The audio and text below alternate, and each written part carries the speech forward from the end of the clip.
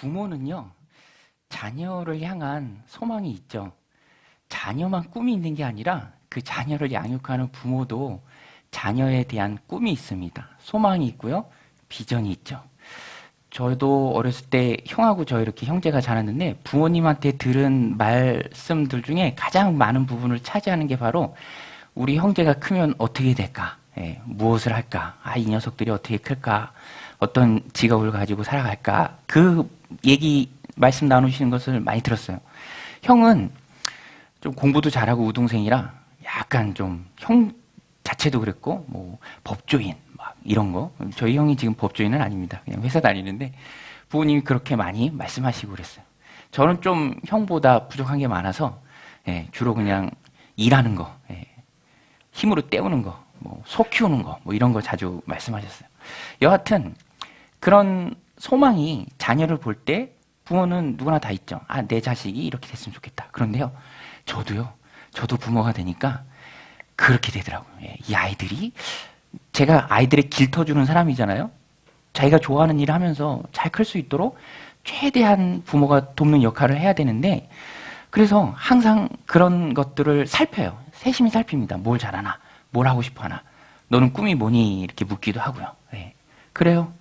저희 첫째는 또 이렇게 생물 키우는 걸 좋아하더라고요. 달팽이 막 키우고 그래서 달팽이 사육사를 시켜야 되나, 막 그런 고민도 되고 합니다. 여하튼 부모의 관심이 거기에 있어요. 이렇게 성장했으면 좋겠다. 바라는 자녀상이 있죠. 그런데 여러분, 하나님께서도 우리의 부모님이시잖아요. 우리 아버지시잖아요. 여러분 믿으십니까? 하나님도요, 우리를 향해서 그런 비전이 있어요. 내 자녀가, 내 새끼가 이렇게 컸으면 좋겠다. 이런 일들을 감당했으면 좋겠다. 이런 모습으로 삶을 살아갔으면 좋겠다 하는 게 하나님도 있어요. 그래서 하나님은 그것을 자꾸만 말씀하십니다. 선지자를 통해서도 말씀하시고요. 선지자 이전에는 꿈을 통해서, 환상 중에서 하나님께서 말씀하시죠. 특별히 지금 우리가 아브라함을 함께 나누고 있는데 아브라함에게도 하나님의 비전이 있었습니다. 아브라함을 통해서 이루고자 하시는 하나님의 계획이 있었어요. 그래서 아브라함을 향한 하나님의 비전이 있으니까 하나님이 계속 아브라함을 찾아오셔서 말씀해 주시는 거예요. 이렇게 해라, 이렇게 해라. 오늘도 그 내용입니다. 하나님께서 아브라함에게 원하시는 게 무엇인가? 13년 만에, 오늘 성경에 나오죠? 99세 때니까 13년 만에 하나님께서 다시 아브라함을 찾아오셔서 말씀하십니다. 아브라함을 향한 하나님의 비전이 있으시기 때문에 하나님은 아브라함을 13년 동안 잊지 않고 다시 찾아오셨어요. 13년 전에 우리 지난주에 살펴봤듯이 이스마엘 낳고 13년 동안 지내고 다시 이제 하나님이 찾아오신 거죠. 하나님은 우리를 잊지 않고 찾아오시고 또 그 하나님의 뜻을 우리에게 말씀해 주십니다. 그래서 우리는 잘 들어야 돼요. 창세기 17장 1절 말씀인데요. 우리 같이 한번 읽겠습니다. 시작. 아브라함이 99세 때에 여호와께서 아브라함에게 나타나서 그에게 이르시되 나는 전능한 하나님이라 너는 내 앞에서 행하여 완전하라. 13년 만에 하나님이 아브라함을 찾아오셔서 말씀해 주십니다. 그런데 특별히 우리가 주목해야 될 부분은 하나님께서 자신을 소개하는데 뭐라고 말씀하시냐면, 하나님 뭐라고 말씀하시죠? 우리 1절에 보면 하나님께서 아브라함에게 나타나셔서 그에게 이르시되 나는 전능한 하나님이라. 전능한 하나님이라. 엘샤다이라는 말을 한 번씩은 들어보셨을 수도 있습니다. 엘샤다이. 전능한 하나님이시다라는 뜻이에요. 엘샤다이. 전능한 하나님. 주로 하나님께서 사람과 언약을 맺으실 때 이 호칭을 사용하세요. 왜 그런가? 하나님이 우리와 약속은 하시지만 여러분, 우리는 연약하죠. 하나님과 맺은 그 약속을 온전히 지켜낼 힘이 없어요. 하나님께서 우리와 약속을 맺으시면 그 약속을 이루어지도록 만들어 가시는 분은 전능하신 하나님, 엘샤다이 하나님이세요. 그러니까 하나님께서 약속에 대한 중요한 말씀을 주시기도 하시지만 우리의 부담도 한참 낮춰주시고요. 또 우리의 확신도 키워주시는 하나님의 특별한 호칭이에요. 전능하신 하나님. 전능하신 하나님, 약속을 이루시는 분이 하나님이시죠. 우리는요, 약속을 이루어낼 능력이 없어요. 체력적인 한계도 있고요, 지식의 한계도 있고, 무엇을 하든 거기에는 다 한계가 따릅니다.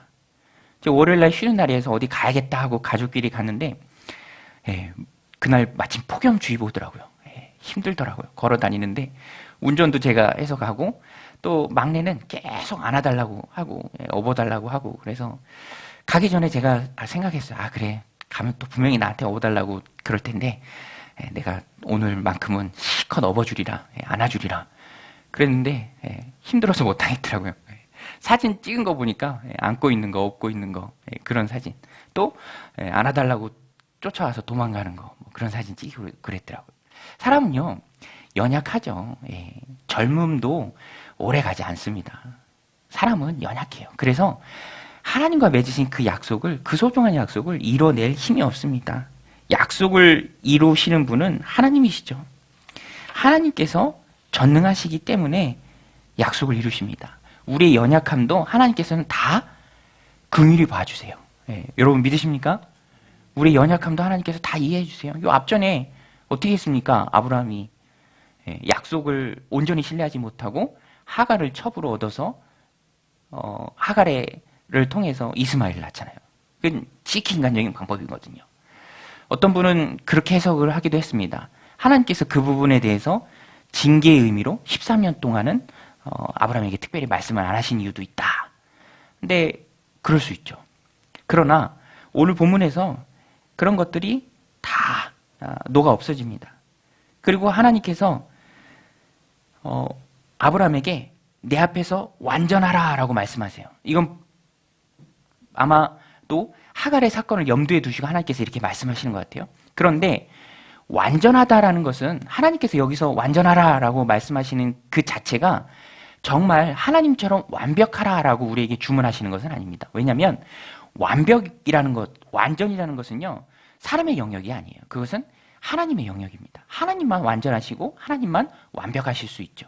우리는 연약합니다. 죄성이 있잖아요. 내 안에 죄를 짓고자 하는 그런 악한 본성적으로 죄를 지으려는 마음들이 있습니다. 그래서 우리는 완전할 수 없죠. 여기서 하나님께서 나의 앞에서 완전하라 라고 말씀하시는 것은요, 우리가 분명히 알고 있어야 됩니다. 완전할 수 없지만 그럼에도 불구하고 완전을 향해서 나아가라 라는 뜻이에요. 노력하라, 추구하라 라는 뜻입니다. 여러분, 우리 신앙생활의 목표가 예수님 닮는 것인 줄 믿으시죠? 우리 신앙의 목표가 예수님 닮는 거예요. 그런데 우리는 죽어도 예수님 못 닮아요. 이 땅 사는 동안에 예수님 못 닮습니다. 그럼에도 불구하고 계속해서 예수님을 닮고자 노력하는 모습이 있어야죠. 하나님께서 우리에게 그것을 말씀하시는 거예요. 그 말씀은 우리의 부족함과 연약함을 다 안다, 이해한다 라는 그 전제하에 우리에게 주시는 말씀입니다. 하나님께서 우리에게 전능하신 하나님이시다 라고 말씀하신 이유는 약속을 이루시는 분은 하나님이시기 때문에 우리에게 그렇게 말씀하시는 거예요.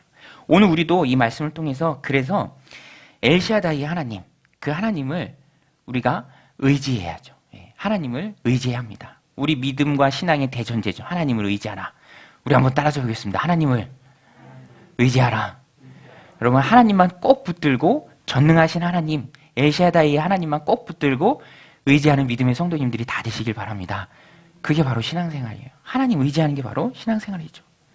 우리는 연약합니다. 부족합니다. 내 힘으로 뭔가를 이룰 능력이 없죠. 화요일 큐티 본문이죠. 여호와를 앙망하는 자는 새 힘을 얻을 것이다.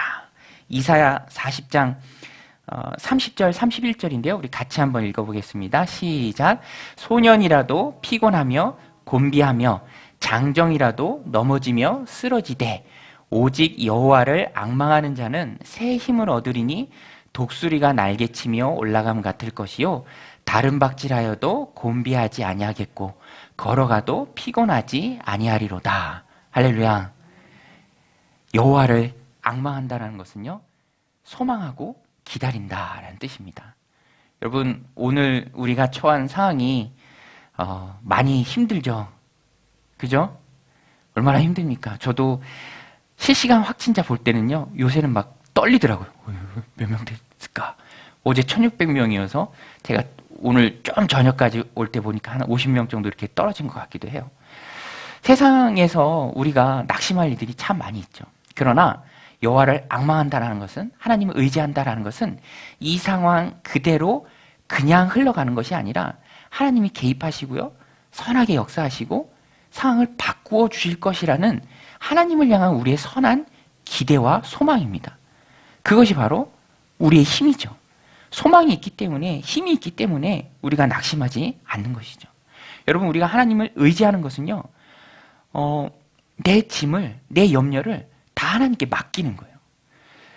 성령님께서 그런 말씀을 많이 주시는 것 같아요. 요새 본문은 성령님께 맡기는 것, 하나님을 의지하는 것. 여러분, 우리의 모든 염려를 성령님께, 하나님께 맡기시길 바랍니다. 우리가 여러 번 들어봤던 그 시골 할머니 이야기 있잖아요. 시골 할머니가 오늘처럼 더운 날, 오래전이에요, 땀을 뻘뻘 흘리면서 머리에 짐을 입고 가는 거예요. 마음씨 좋은 버스 기사가 할머니가 너무 안 돼서 그냥 공짜로 태워줬습니다. 할머니 타세요. 근데 할머니가 버스에 타셔서도 머리에서 짐을 내려놓질 않는 거예요. 그냥 서서 계속 이고 있고. 아이고, 기사 양반, 태워준 것도 고마운데 어떻게 짐까지 내려놓나, 미안하게 쓰리. 그래서 짐을 꼭 지고 가는 거죠. 얼마나 순수하지만 신앙 안에서 그런 행동을 순수하다고 말할 수는 없겠죠. 그것은 어리석은 것입니다. 차이가 없죠. 믿음과 신앙생활은 내가 얼마만큼 하나님을 의지하는가에 따라서 그 질이 달라져요. 여러분, 오늘 우리의 삶을 되돌아보십시오. 오늘 우리의 삶을 점검해 보시기 바랍니다. 주님 안에 들어와서도 무거운 짐을 나 홀로 지고 지치고 또 힘들어하고 있지는 않습니까? 그것을 내려놓는 거죠. 하나님이 우리와 약속하시되 하나님이 다 알고 계세요. 우리는 약속을 지킬 힘이 없습니다. 그래서 그 약속을 우리로 하여금 믿게 하시고 확신 있게 하시고 마지막까지 끌고 나가시는 분은 하나님이시죠. 그래서 우리는 철저히 하나님을 의지해야 합니다. 하나님께서 이것을 아브라함에게 알게 하시기 위해서 아브라함의 이름을 완전히 바꿔주세요. 이름을 바꿔주세요. 여러분, 혹시 뭐 바꾸고 싶은 이름 있으신가요? 그런데 이름이라는 게 성경에서 굉장히 중요하잖아요. 근데 하나님께서 아브라함으로 하여금 믿음의 사람, 확신의 사람, 약속했다, 그 약속을 내가 반드시 이룰 거야, 그 확신을 네 이름에다가 내가 심어줄게, 너는 고귀한 아버지야. 아브라함은 높은 이름, 고귀한 아버지라는 뜻이었는데 이제는 너를 통해서 수많은 민족이 나올 거니까 너의 이름을 완전히 많은 나라들의 아버지, 아브라함이라고 바꿔줄게 라고 확증을 해주십니다. 확증이에요, 확증. 우리 2절로 5절 말씀인데 우리 같이 한번 읽겠습니다. 시작. 내가 내 언약을 너와 너 사이에 두어 너를 크게 번성하게 하리라 하시니 아브라함이 엎드렸더니 하나님이 또 그에게 말씀하여 이르시되 보라, 내 언약이 너와 함께 있으리니 너는 여러 민족의 아버지가 될지니라. 이제 후로는 내 이름을 아브라함이라 하지 아니하고 아브라함이라 하리니 이는 내가 너를 여러 민족의 아버지가 되게 함이니라. 아브라함의 이름을 바꿔주세요. 아브라함의 이름을 바꾼 이유는 우리가 분명히 알고 있어야 됩니다. 하나님의 뜻이고요. 그 이유는 내가 너에게 한 그 약속을 내가 확실히 이루어낼 것이다 라는 확증으로서 주신 거예요. 확증으로서. 저희 애들도요, 이제 뭐 세뱃돈이나 그런 거 모으잖아요. 그러면 몇 년 동안 모으면 좀 액수가 꽤 되더라고요. 그러면 부모님한테 다 맡기죠, 일단. 근데 아이들이 계속 물어요. 엄마, 아빠, 그 돈 잘 있어? 네. 혹시 어려워져서 그 돈 다 엄마 아빠가 쓰면 어떡해? 계속 물어요. 불안한가 봐요.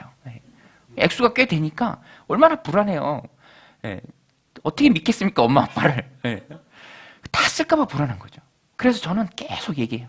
확증을 해줍니다. 확증. 뭐 이렇게 통장 같은 것도 만들어서 쓰고 봐, 여기 다 있잖아.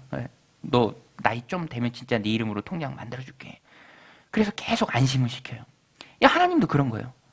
아브라함이 자꾸 막 인간적인 방법 쓰고 하갈 막 첩으로 삼고 그런 거 하지 말고 하나님의 때에 하나님의 방법으로 아름답게 이루어질 터이니 안심해라.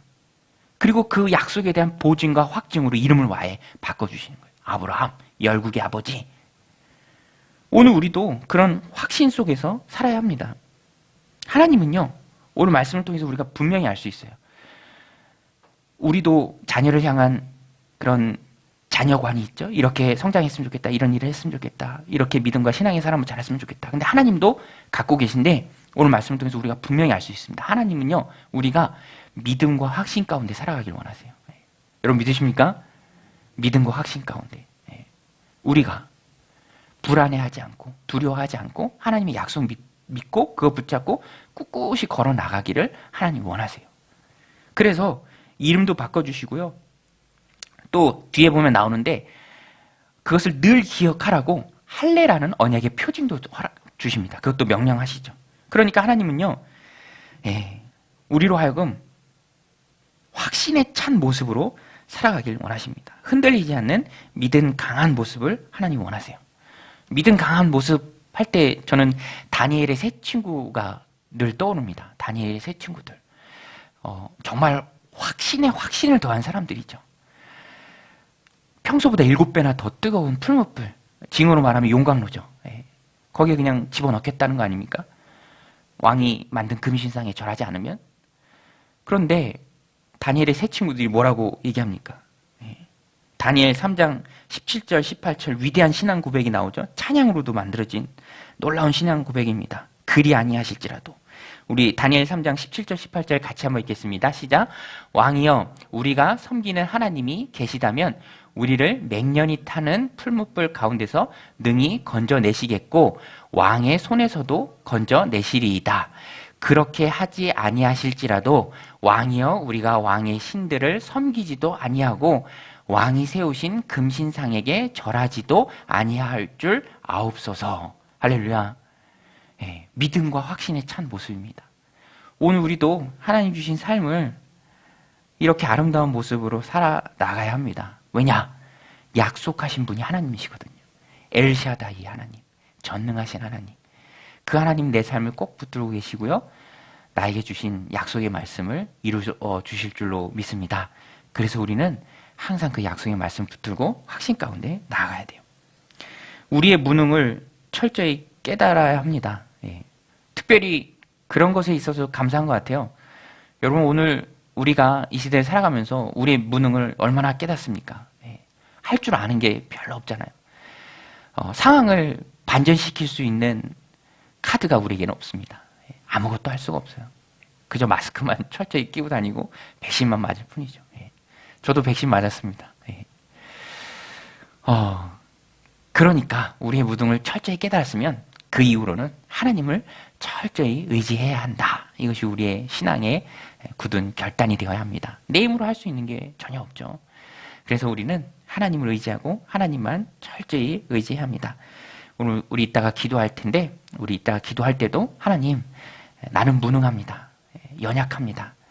의지도 연약하고 체력도 연약하고 지혜도 모자랍니다.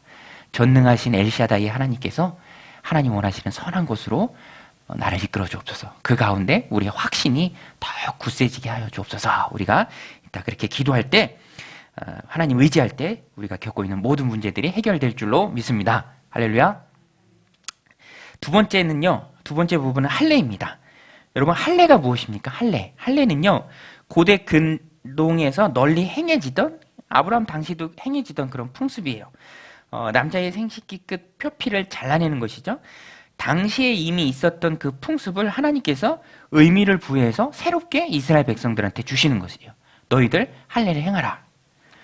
명령이죠. 하나님께서 부여하신 할례의 의미는 하나님과 맺은 언약 관계의 성립이고 확증입니다.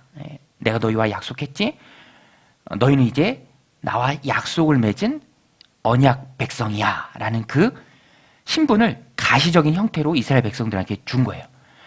늘 보고 기억하라고. 또 그리고 그것을 기준으로 삼고 구별이 되는 것이죠. 우리 10절, 11절 말씀인데요. 우리 같이 한번 읽겠습니다. 시작. 너희 중 남자는 다 할례를 받으라. 이것이 나와 너희와 너희 후손 사이에 지킬 내 언약이니라. 너희는 표피를 베어라. 이것이 나와 너희 사이의 언약의 표징이니라.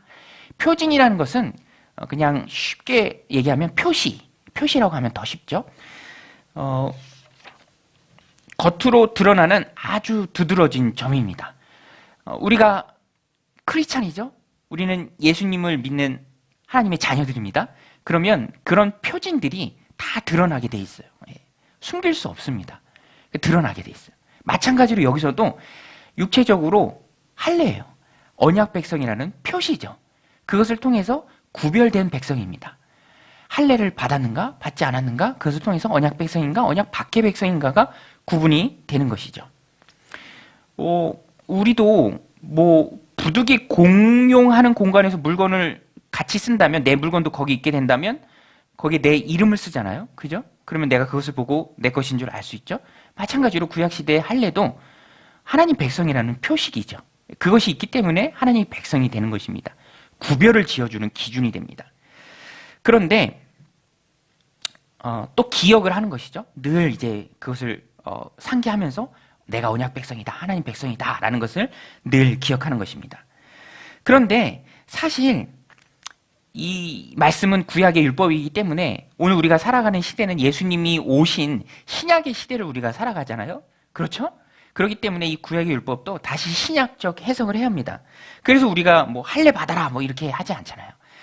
그것은 예수님이 오심으로 인해서 이제는 그 율법도 완성이 되었죠. 사실 할례를 받아서 의롭게 되는 것은 아닙니다. 무슨 말인지 아시겠죠? 할례를 받아서 실제적으로 내가 의로운 하나님의 자녀가 되는 것은 아니에요. 그것은 상징이죠. 우리가 의롭게 되는 것은 믿음으로만 가능합니다. 할례는 믿음으로 의롭게 되었음을 확인하는 증표입니다. 아브라함 때도 그랬어요. 아브라함 때도 시점의 차이가 있습니다. 하나님이 아브라함을 믿음으로 의롭다 하신 것이 먼저였고요. 그 후에 의롭다 한 아브라함에게 그 표식으로 할례를 명령하신 거예요. 그러니까 믿음으로 의롭다 함이 먼저 나오고 할례가 그 다음에 나오죠. 그래서 의롭게 되는 것은 언제든지 믿음입니다.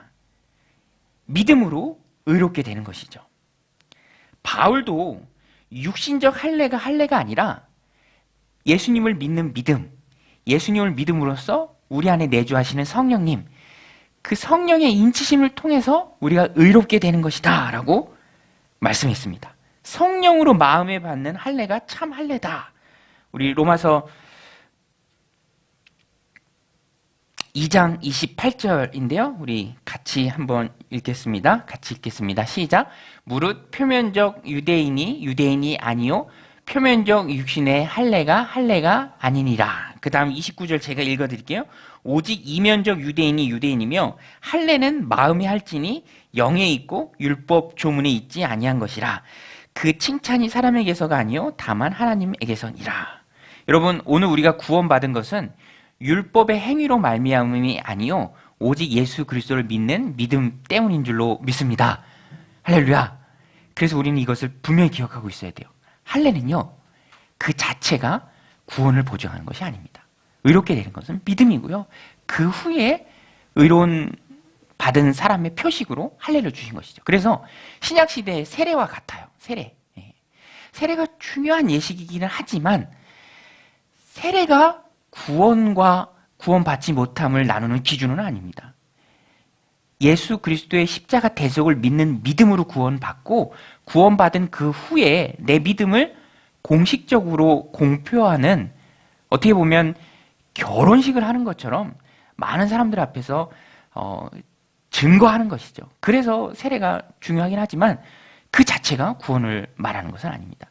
진짜 의롭게 되는 것은 그것은 예수님을 믿는 믿음이죠. 육신의 할례가 아니라 마음의 할례입니다. 그래서 바울 당시에도요, 너희가 예수님을 믿어야 되는데 할례도 같이 받아야 된다라고 말하는 사람들이 굉장히 많았죠. 그것 때문에 바울이 굉장히 골머리를 앓았습니다. 예수님을 믿는 믿음으로 성령의 인치심을 받는 거예요. 그래서 마음의 할례라는 것은요, 성령의 인치심입니다. 여러분, 인치심이 무엇인지 아시죠? 인치심. 꽝 하고 뭘 찍죠? 도장을 찍는 거예요. 도장을. 저희 목사님들도 부교육자 때 같은 공간에 자기 책을 다 갖다 놓으니까 어떤 목사님은 도장을 찍어요. 자기 책, 똑같은 책인데 자기 이름을 찍는 거죠. 그러면 이제 자기 거인 줄 알죠. 마찬가지로 사람이 얼마나 많습니까? 지구상에 거하는 사람이 얼마나 많아요. 그런데 하나님께서 성령으로 도장을 찍은 사람들이 있어요. 예. 꽝! 너는 내 새끼, 내 거야. 이 땅을 사는 동안에 내가 너와 함께하고 너를 붙들어주고 너를 승리하게 하고 이 땅 떠나가는 날 내가 내 나라에 달려갈 거야 하고 보증으로 주신 분이 바로 성령님이십니다. 성령님이시세요. 그래서 우리는요, 항상 성령으로 인침받은 사람임을 기억하고 내 안에 내주하시고 내 안에서 역사하시는 성령의 충만함을 항상 구해야 합니다. 여러분, 성령의 충만함을 구하시길 바랍니다. 성령의 충만함이요, 너무너무 중요합니다. 성령의 충만함. 에베소서 1장 13절인데요. 우리 에베소서 1장 13절 같이 한번 읽겠습니다. 시작. 그 안에서 너희도 진리의 말씀, 곧 너희의 구원의 복음을 듣고 그 안에서 또한 믿어 약속의 성령으로 인치심을 받았으니, 약속의 성령으로 우리가 인치심을 받았습니다. 우리는요, 구원받은 하나님의 자녀들입니다. 그 보증이 바로 내 안에 계신 성령님이에요. 구약의 할례가 그림자처럼 가리키는 것입니다. 내 안에 계신 성령님. 여러분, 오늘 우리 안에 성령님이 계신 줄로 믿습니다. 그러니까 우리는요, 성령님과 교제해야 돼요. 우리 삶에 성령님이 활성화되시도록. 그래서 오늘 말씀을, 이 후반부 말씀 우리 삶에 적용하면 성령을 활성화하라입니다. 우리 한번 따라서 할게요. 성령을 활성화하라. 성령을 활성화하라.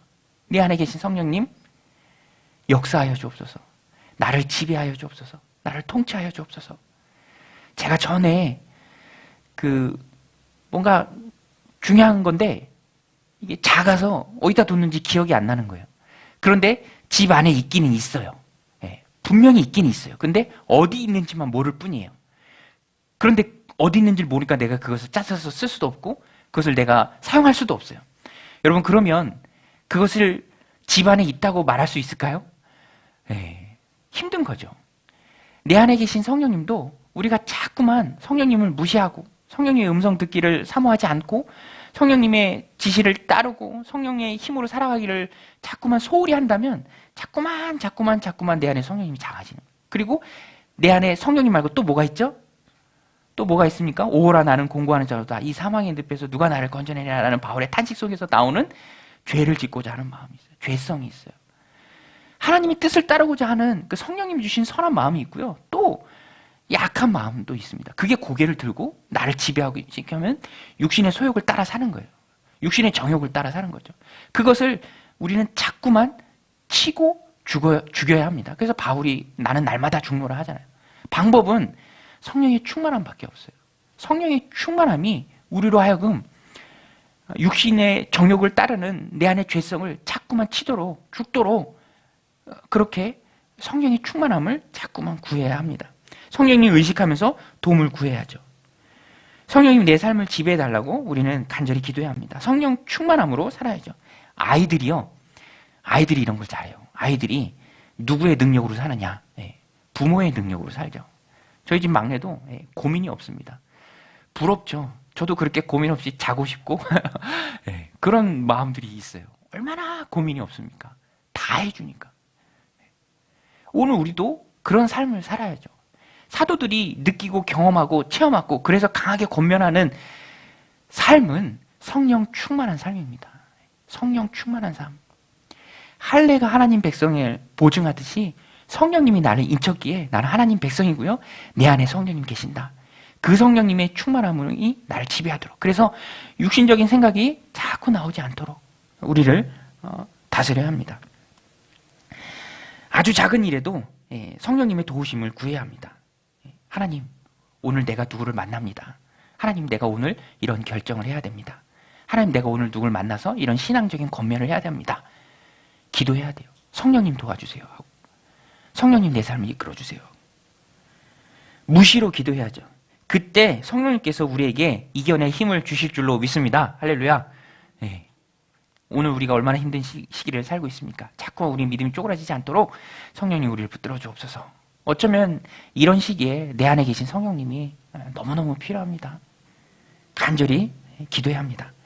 우리 시간 함께 좀 기도했으면 좋겠습니다. 우리 시간 함께 기도할 때 이 시간 내 속에서 내주하시며 내 삶을 평안의 길로 날마다 인도해 주실 성령님을 내가 믿습니다.